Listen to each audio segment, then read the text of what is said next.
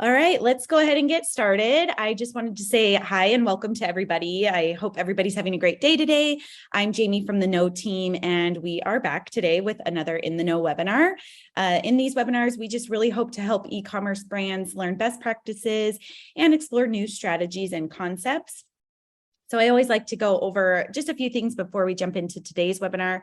If you haven't had a chance to watch our previous webinars, they are up on YouTube, so be sure to check them out there. And then as always, I do send out a follow-up email where I will include today's recorded version. So you can look for that as well. If you do, while you're listening in today, if you have any questions, feel free to use the Q&A box to send those in to us, and we are happy to ask those live at the end. And if at any time or if any questions come up regarding your Kno account, or if you're looking to sign up, you can always reach out to us at hello@knocommerce.com. We're always happy to help and assist you in any way that you need. So jumping into today, I'd like to introduce our speaker. We have Michael Epstein. Thank you so much for being here, Michael. He is the co-founder at PostPilot, a marketing company that's helping e-commerce use direct mail to scale their businesses. And today we're really excited because he'll share all the effective ways to engage and convert your audiences through one of, some may say, the overlooked channels, which is direct mail. So Michael, that's enough from me, but I'm going to pass it over to you, and hopefully you can get your slides up and we'll go from here. Great. Thanks, Jamie. I will sort of just get that up right now. Thanks, everybody, for joining today. As Jamie said, just going to talk a bit about how brands can utilize a direct mail marketing strategy, specifically e-commerce and direct-to-consumer brands, which is really where we focus, and how you can use that successfully, particularly over Q4. And if you have not started, how to do that really easily. So first, quick background on who am I. I've been in e-com and direct-to-consumer for over 20 years. Typically run private equity portfolio brands, 8- and 9-figure e-commerce direct-to-consumer brands. A lot of them were turnarounds. This is kind of the most recent one that myself and my co-founder Drew Sanaki ran, which was a 9-figure portfolio of aftermarket automotive accessories that we exited. And we co-founded PostPilot about 4 years ago. And so what are the goals for today? First, as I mentioned, we're going to talk about why direct mail, why now, why it's so hot these days, particularly with e-commerce and direct-to-consumer, and then how to easily add it to your marketing arsenal. And we'll try and keep this to 30 minutes or less. Spoiler: the quick and easy way to do this, if you want, is go to postpilot.com/1000. There's an offer there for people on the webinar where we will literally do the whole thing for you. Set up. We'll even send the first batch of cards on our dime. We'll do the designs, help do everything that you need to get started, and we'll come back to that at the end. But just a shortcut for you. So, as I mentioned, D2C is or direct mail for D2C and e-commerce brands is just becoming more and more popular right now. You can see this was a recent subject line in the D2C newsletter. It's popping up on social a lot more. Why is that? Why is it so hot for direct-to-consumer brands like these across all different types of categories today? And there's kind of three main reasons. The first, how many of you are familiar with this screen? It's probably been the bane of your existence for the last year and a half. This is the iOS update that added privacy protection and privacy tracking, which tanked everybody's Facebook ad performance. And so people have just had a much more active appetite to explore other channels to effectively target and reach and engage their customers and prospects. It's even impacting email tracking as well. So tracking how many people are opening and your email campaigns. Reason number two, we call this the law of shitty click-throughs. This is a term that was coined actually by Andrew Chen, who, if you aren't familiar with him, he headed growth for Uber. He's a partner to Andreessen Horowitz. And he wrote this really kind of seminal article that essentially talks about how marketing channel performance erodes over time. And that's due to three main things. One, more competition as they enter those channels continues to drive up cost. You have customers that are becoming blind and numb to saturated tactics. So the more people that are doing it, the more people start to kind of tune out, and relevancy decreases at scale. So again, when you start on, maybe you started on Facebook, you have this really tight audience because you're only spending a little bit each day. As you try and scale that up and you have to expand your targeting, the efficiency of those campaigns decreases over time. And we see this across all channels. It's why email open rates continue to decline. It's why Facebook ad performance has been suffering and obviously not nearly as effective as it was when people first were starting it. And there's just this general sense of digital overload, whereas direct mail is kind of still this low cost and now low competition channel. So taking that kind of a step further, if we think about, let's take your email list and think about this. You've got this pie. And that pie represents all the customers, all of your customers. And of those, a handful or a percentage of them are actually subscribed to your list. It ranges from, 30, 40% up to 80+% of people that might actually be subscribed to your list. But of those, only a small portion of them are actively opening and engaging with your email campaigns. So we saw on one of the previous slides, typical e-com open rates are about 20%. So of those fraction of people that are still actively subscribed to your list, a much smaller percentage of those are actually opening and engaging with your email campaigns.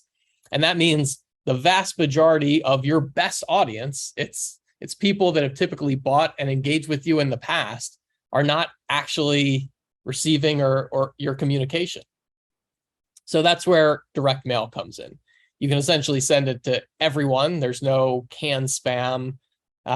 You can reach nearly 100% of your audience. And reason number three, people just like getting direct mail. It's not, there's actually studies on this where it's not perceived as an interruption the same way as people blasting your email, blasting you with emails or interrupting you with banner ads. When people receive a physical, tangible piece of direct mail from a brand that they know and have done business with, there's just a different, it's perceived differently. And that's evidenced by all these smiling stock photos that we have in this slide, that people actually like receiving your direct mail pieces. And that's why the engagement and performance of the channel is so much higher. So again, we talked about how typically under 20% of your customers are actively engaging with your email. You get over a 90% read rate on direct mail, even junk. If you think about it, people say, "Oh, I just throw it away if it's not relevant to me." But if you actually think about it, when you take your mail out of your mailbox, you're not just immediately dumping it all in the trash without looking at it. You're actually skimming through it. And when you see a piece of mail from a brand that you recognize, you pause, you look at it. You often will set that aside and hold on to it. It's what sits on your table. It's what sits on the kitchen counter. It's the Bed Bath & Beyond coupons that are sitting in your kitchen drawer for months and months.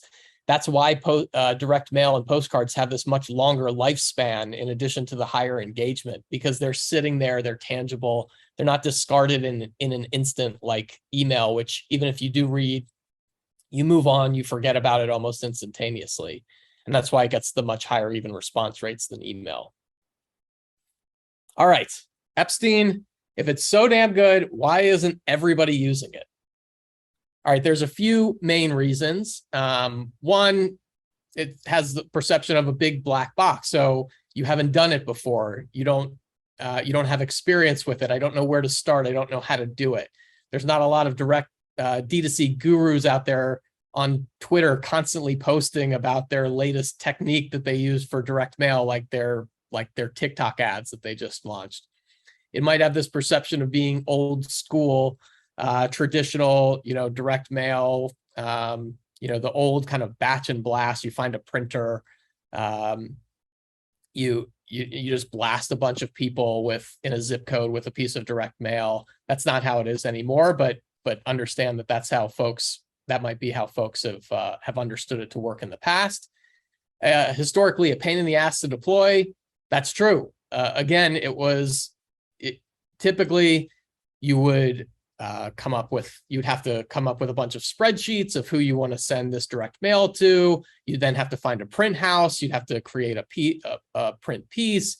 You then batch and blast that to a bunch of folks, again, who are in a particular zip code or have a certain household income. And then you'd have a bunch more spreadsheets after the fact to try and figure out how to measure the results of that.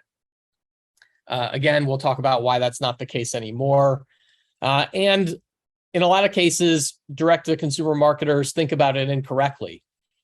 So again, a lot of folks start with thinking, let's just start with cold prospecting. I just want to go big and broad on acquisition and hit a bunch of people with a direct mail piece and expect that to result in a really high ROI. That's not how we typically recommend it. We typically like to start more lower in the funnel, back of the funnel first, and then work our way up funnel as we start to prove the efficacy of the channel for your customers.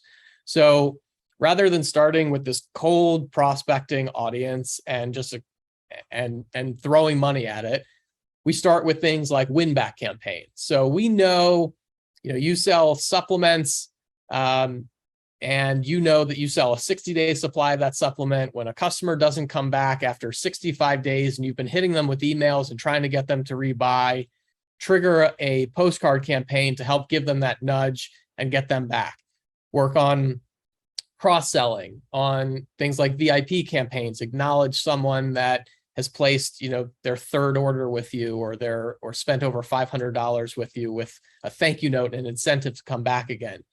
And then start working your way up to more of the acquisition campaigns. So we have technology that allows you to match your email subscribers to a physical address, even if they've never purchased from you before, but at least that demonstrates a level of intent. And we'll talk a little bit more about that in a few minutes. But people that have actually engaged with you and demonstrated some interest and intent with your brand before you start going really cold, which again can be really costly and time consuming to make that work. So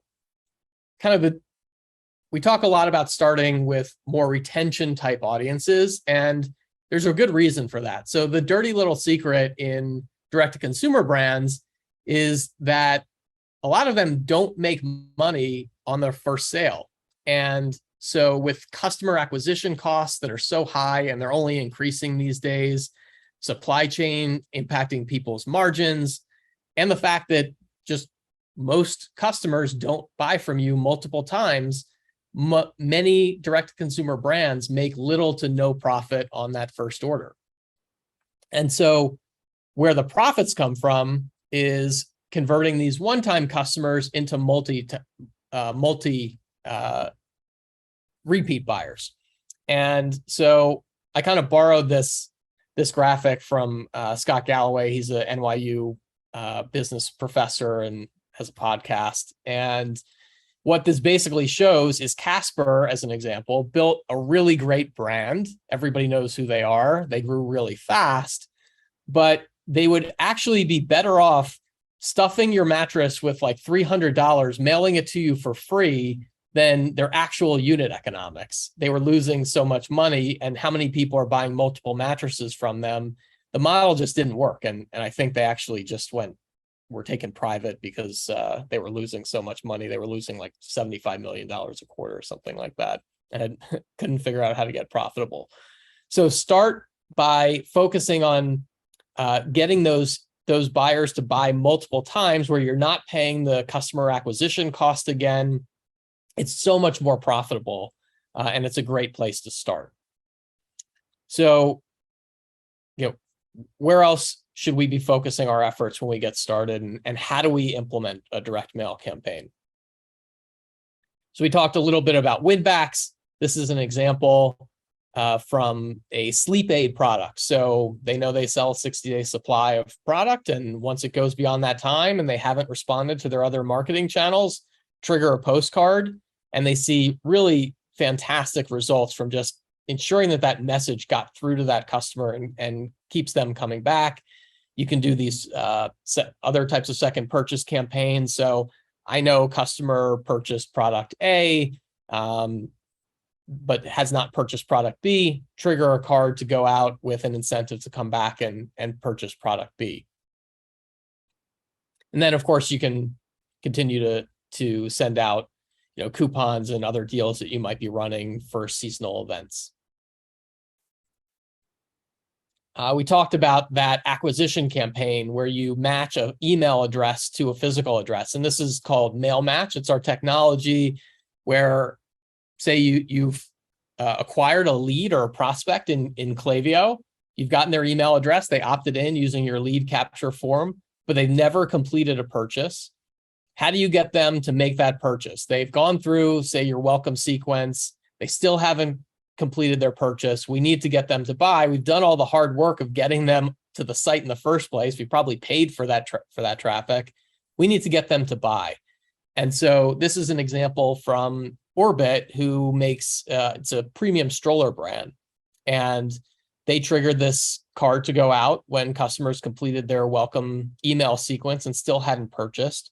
And they got a 10x return on this campaign for folks that came back. We got their physical address. We matched to about 80% of the email addresses that they had. We found a physical address match for, targeted those folks, and they got a really strong return on that campaign.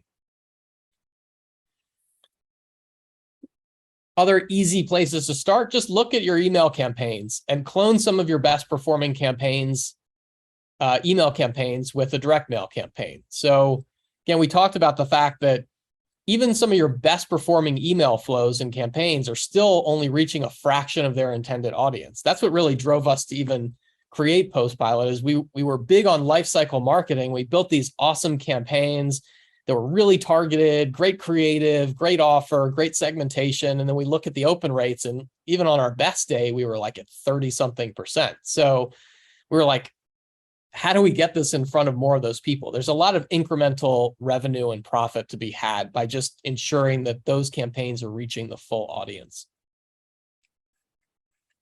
A couple other examples of different types of campaigns you can run, and this is particularly important in Q4 and the holiday period. So across the bottom, we have abandoned cart campaign. So one step away, they haven't completed their purchase. In the middle with Hoonigan is like a welcome campaign. So new customer, engages them with the brand. The bottom bundle is a cross-sell campaign. So this brand of shapewear knows that if you buy our shapewear, this is a practical next item that you would purchase. But particularly relevant in Q4 is this one at the top from Adina's Jewels. Q4, as we all know, painfully well, is that CPC spike over this period because competition is driving up cost on ad platforms like Google and Facebook. And email engagement continues to go down because everyone's just getting completely bombarded by holiday deals and promos and offers. And so again, you're just having to fight through this clutter of email while dealing with sky high kind of CPCs when you're trying to get exposure on ad platforms. And alternatively, direct mail is still not crowded, and the price of postage is fixed, right? It literally takes an act of Congress to change the price of a postage stamp. So you're not paying more just because it's 2 weeks before Black Friday, or because you're targeting this very specific audience that's a high value audience. There's nothing that's driving up the cost during these peak holiday periods. So we see it just huge returns and huge volume around these peak holiday periods, and particularly in Q4, typically the biggest promotional event of the year for most brands. And so they really need to ensure that their message and offer gets in front of the most customers and prospects possible. One other thing you can do is we have handwritten cards. So we talked about loyalty, like VIP type campaigns. And so if you want to deliver a really special kind of moment to your VIP customers, we can create handwritten cards at scale. They use our robotic technology that literally holds a pen to paper and writes these cards out with all the authenticity and nuance of human handwriting. And it's just a really special touch point for brands. All right, how do I create these things? What's kind of best practices for creating a card? So first, it's a visual medium. Think how you would think about a Facebook ad. It's something that you're skimming. You want it to be really clear, concise, branding that's consistent with your branding. So it's very easily recognizable as soon as you take that piece of mail out of your mailbox. You want a strong call to action. So clear offer, clear incentive, go here. We offer the ability to personalize it. It's one of our best practices. So literally, each of these cards is being triggered on demand and personalized. So you could say, hey, Jamie, it's time for a refill. Come back and save 10%. Use this code or scan this QR and we'll automatically apply it to your cart. It creates a lot better engagement when they feel like it's personalized to the recipient. We want to make sure it's trackable. So we can do that a number of ways. We automatically track it because we're natively integrated with Shopify. We know when that customer receives the card. We know if they go on to make a subsequent purchase. We know if they use a coupon code that was on the card, and we can attribute all that back in real time to the card that they received. QR codes are also now kind of a best practice. Those have come back in a big way now, where you can put a QR code right on the card. Easy, frictionless way to scan that, go right back to the site. And you can even apply kind of UTM parameters that automatically apply those discount codes. So scan here and we'll automatically take 20% off your cart. And we talked about automating it. So of course you can send these one-off campaigns, particularly around holidays and say you have a new product launch. But I think the real power is in that automation. Think about it the same way as you would think of an email flow. As soon as someone enters that segment that you've created, that criteria that you've set for that audience, automatically trigger that card to go out. So again, we talked about the example earlier. Someone goes 65 days without making a purchase, trigger a campaign on day 65 that says, again, hey, Jamie, it's time to come back for a refill. Or for your Black Friday customers, one of the key things you want to be thinking about is, how do I convert these new customers that I acquired over the Black Friday and holiday period into these repeat customers? Again, over Black Friday, you've discounted your product a lot. You've probably paid even more to acquire that customer. So the margin on those sales over that holiday period is really low. It's most critical to get those customers to come back and buy again, because that's where all that profit is going to come from. So trigger those campaigns that automatically help bring those Black Friday and Cyber Monday customers back to make that second purchase. Just an example of a card and calling out some specific kind of elements on it. We talked about making sure the brand is really prominent, really recognizable, so that they recognize that this is somebody that I've done business with. And by the way, this is Ezra Firestone's brand, Boom Cosmetics, if you know Ezra, obviously well-known in kind of the e-com and DTC world. You've got the personalization that we talked about. So it's on both the front and the back, greets the person by name, again, makes it feel really personal and engaging. The incentive, so the 15% off offer, create a sense of urgency. You want to have the code to make it trackable. And yeah, I think we hit all the key attributes on that. So what would we guess is the conversion rate on that card? I mean, typically, E-commerce conversion rates are 1-2%, maybe a little higher if you're really dialed in. Jamie, what would you guess would be a conversion rate for the card? Oh gosh. I'm gonna guess 20.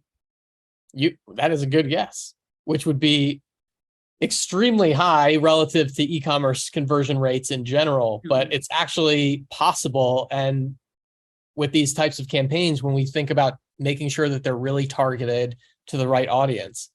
And again, this got a 26x ROI on this campaign, spent about $1,500 and made about $40,000 in sales on this particular campaign. So it can be really effective. And our goal is always to define kind of campaigns, audiences, targeting, and offers that we think are going to deliver a really strong ROI for you. It's not to send the most cards possible. We don't want to do that. It's like bidding too broad on a keyword, right? You don't want as many clicks as you possibly can get on a keyword if you're paying for every click that you get. You want to make sure that you're focusing that ad spend on keywords and audiences that you think are actually relevant and more likely to buy. And so that's how we think about structuring these direct mail campaigns. All right, quick recap. Direct mail, it's cheaper than you think. It's less than the cost of a click in most cases, 49 cents per card. It's easier than you think. We'll literally do the whole thing for you if you'd like. And it's more effective than you think. Again, it's kind of come full circle. It used to be the mailbox was where all the junk went. Your email inbox was like this pristine place where it was only important messages. And now that's really flip-flop. You actually pay attention to what's in your mailbox versus your email. Think retention and retargeting first. So work lower in the funnel and then work up as you continue to prove out the channel. Don't start cold and then try and figure out how to make that work. Take what's working for you in email and kind of start triggering, setting up similar campaigns in direct mail to help get that incremental revenue and profit. So quick pitch, said we'd come back to this at the very end. Think about PostPilot as like Klaviyo for direct mail, Klaviyo for postcards. That's really what we kind of set out to build, and that's what we have. Our DNA is e-com and direct to consumer. Again, that's where me and Drew have been in that world for over 20 years. We built the product that we know e-com marketers want to use, and we have this concierge support. So as I mentioned, you could go to that URL, postpilot.com/1000, fill out that form, and we can literally do the whole thing for you. We know what works. We've seen this a million times.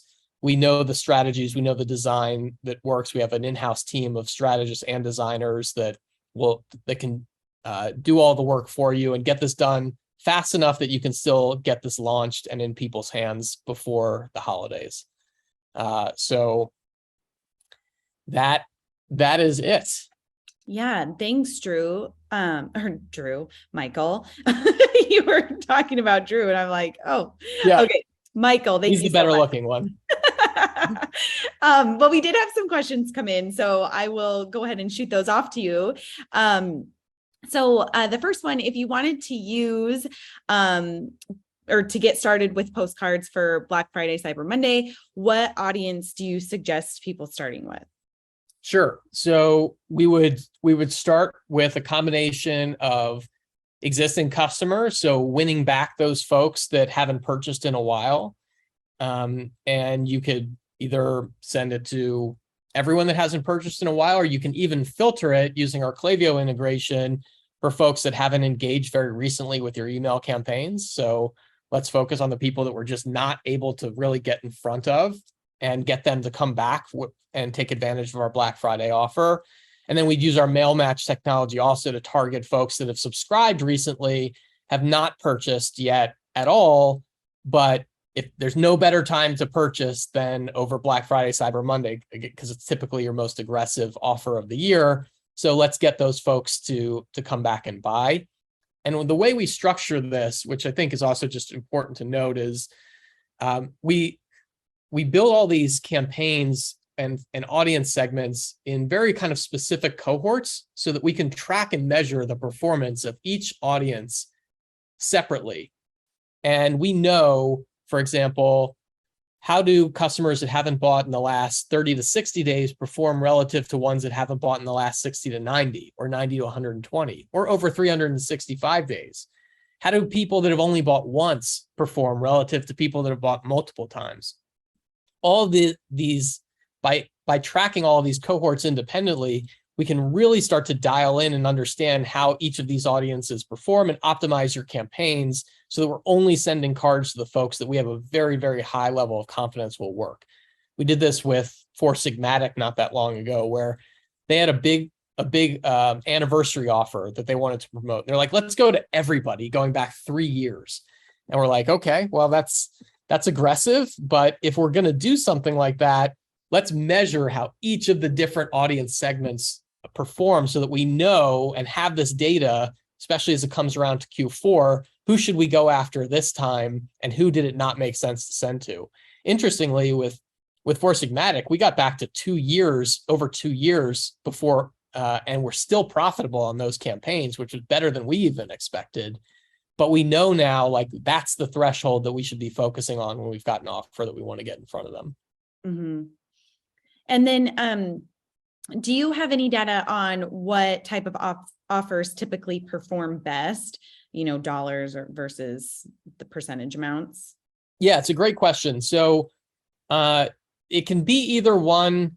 It should be something that's meaningful enough that someone would actually care. If you're doing like $5 off or 5% off, it's typically not enough to really inspire action, particularly when we're focusing on people that have already not demonstrated the action that you wanted them to take. These are people that have not come back when they were supposed to. They're people that have not converted after they've opted into your offer. So while we don't want to give away too much, we never advocate for just doing big, deep discounts when you don't have to. You do want something that is compelling enough to get them over the hump and get them to take the action that you want to take. And typically, the longer you go, the more aggressive you want to be with the discount and incentive. So it's for somebody that hasn't bought in the last 30 days, you can start with a modest discount. But if somebody hasn't bought in a year, it takes more to get that customer to come back, but it's also worth it. It's almost new acquisition again at that point. So it's worth it to be a little more aggressive on those incentives to get that customer that's long gone, long defected, to come back and buy from you again. Yeah, definitely. All right. And then the last question we have for today, Michael, is PostPilot in the US only, or are you? Yeah. Okay. Yeah. So we technically can send worldwide, and we do in some cases, but we really recommend US only because the price of postage is the difference there. Yeah. So okay. To send the card internationally, the postage is almost 3 times as much, and that drives up the cost of the card, which impacts your ROI. And so certain brands it makes sense for, but for the most part, we really focus on US brands. We are in kind of early next year going to be adding printing partners in other locations, which will allow us to send locally from other countries and at a much lower rate, and it'll shorter transit time. So look for that next year. Yeah. Yeah, perfect. Okay. And then I see on the screen here too, everybody can reach out to you at michael@postpilot.com, as well as go to postpilot.com for more information. And the quickest link there to get started would be using that postpilot.com/1000. So everybody tuning in, be sure to go there. And just to conclude everything today, thank you so much, Michael. It was really great having you. Everybody can look for the replay, as I said before. And I just wanted to let you all know too, our next In The Kno webinar will be on September 28th with Jordan West, and that will be on how to offer VIP customer experiences for e-commerce businesses. So be sure to join us back then. And I hope everybody has a great day. And if you do have any questions for me or for Michael, you can always reach out to us specifically at hello@knocommerce.com. So thanks so much, everybody. Thanks, Michael. I hope everyone has a great day. See you next time.